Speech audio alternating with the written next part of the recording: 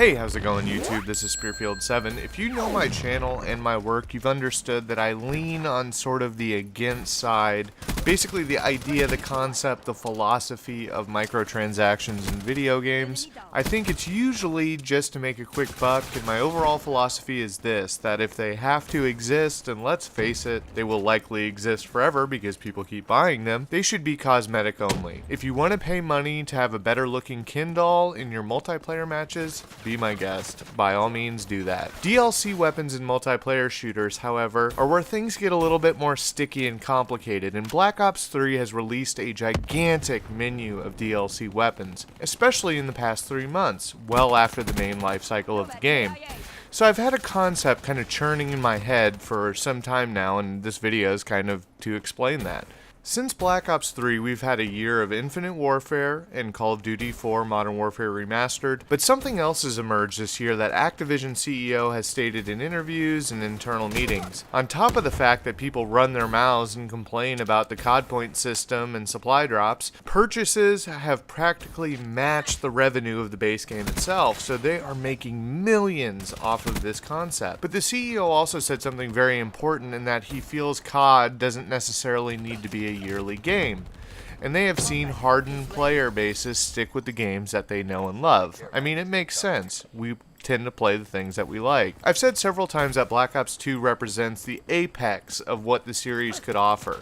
A colorful, fun, smooth, boots-on-the-ground arcade shooting experience with an excellent selection of guns, maps, and score streaks. It's quite amazing to me that the game still boasts player populations in the hundreds of thousands, and that the game was released in 2012, with numerous titles released since its original life cycle. Players seem to be choosing the games they like best, regardless of when they were actually released. So this brings me to the interesting concept of Black Ops 3 and the thunderous surge of new content in recent months. They released Zombie Chronicles, which combines the entire timeline of the zombie experience into a polished, tight, remastered package.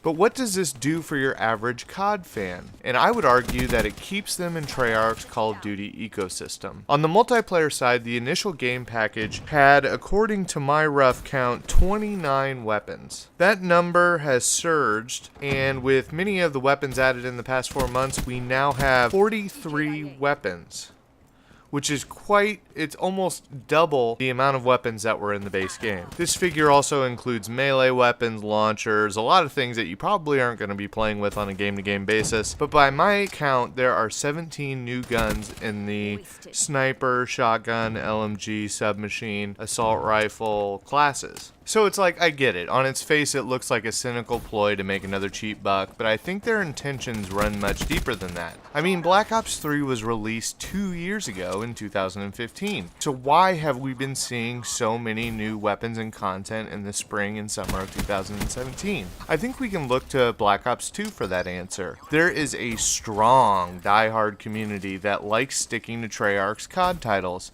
and this behavior seems to be a reaction to it. I originally groaned that it was a cheap ploy to make a fast buck, but now, especially in regards to Black Ops 3, I am convinced it is a conscious effort to expand the player base and to give folks an excuse to play the game for an entire year in anticipation for the next Treyarch Call of Duty title, which, you guessed it, is set to arrive in fall 2018. In my opinion, it's more about building a sustainable ecosystem where folks have fresh things to play with, a welcome change for someone who has logged 20 days of playtime in the game and am nearing the very end of possible things that you could possibly do. If the community can stay active and strong in 2017-2018, it will be ready and hungry to go into the fall for the next Treyarch title. So much love of World War II has brought back fond memories of World at War, which is a Treyarch game, and I'm assuming that we might be on deck for a World at War 2 or some sort of renamed offshoot of the Black Ops universe. I also wanted to make a point that I appreciate the game has issued contracts for the guns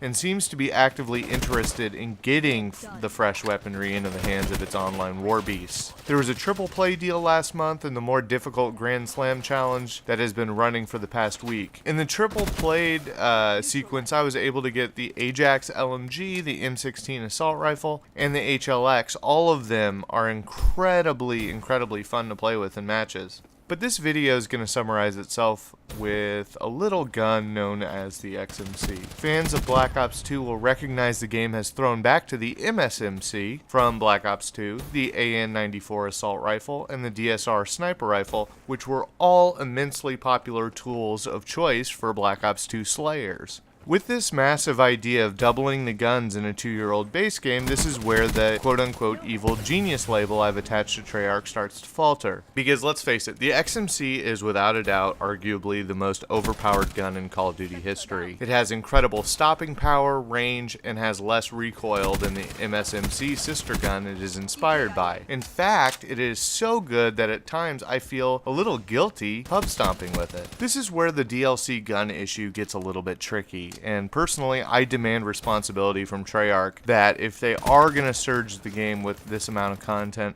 that they're also going to take the responsibility to nerf and make adjustments and patches to the weapon so that it does not ruin the game. This is where the whole kind of pay-to-win mentality actually kind of rears its ugly head, but I'm actually hopeful that they're very invested in their player base and that they're going to take a strong look at what they're putting into the game and its impact on multiplayer matches.